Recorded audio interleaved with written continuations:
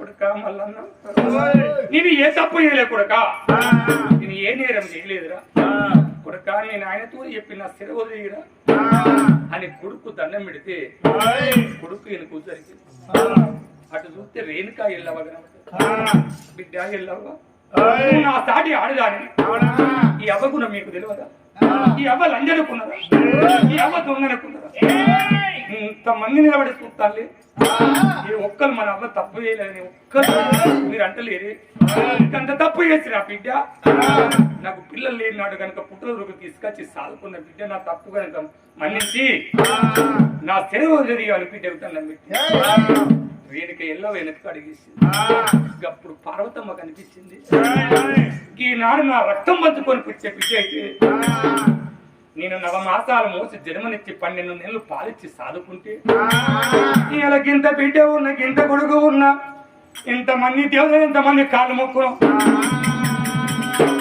అయ్య దేవతలారా మా బాబుతో చెప్పి మా అవ్వ తిరిగి పిల్లి అది లంజైన మావే తుంగైన మావే.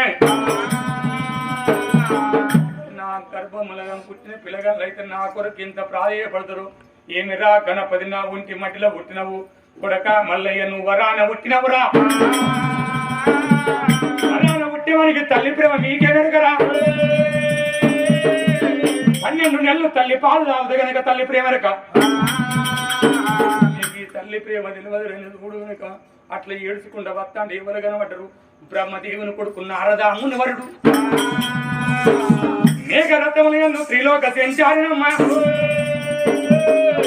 మేఘరథం ఎందు పోయేవాడు బ్రహ్మదేవుని కొడుకు నారదాముని వరుడు. నారదా నేను సాయం అడుగుతున్నాను. నా శరీరం ఇవ్వట్లేదు, నా కష్టం నేను పడతా. నేను సాధినందుకు కొడుక ఒక్క సాయం చేయి. మీ అవ్వయ్య గర్భానికి 25 మంది ఆడపిల్లలు. నా పేరు పార్వతి, నా ఇంట్లో పుట్టింది రోహిణి.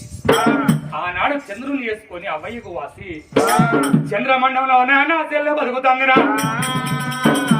ఎవరికైనా ప్రాణం పోతంటే భూములో జాగలు పంగులాలు వారికి రావు.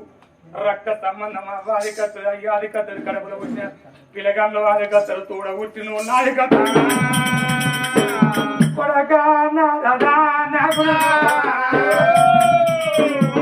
నా తెల్లే రోజు రామకైరా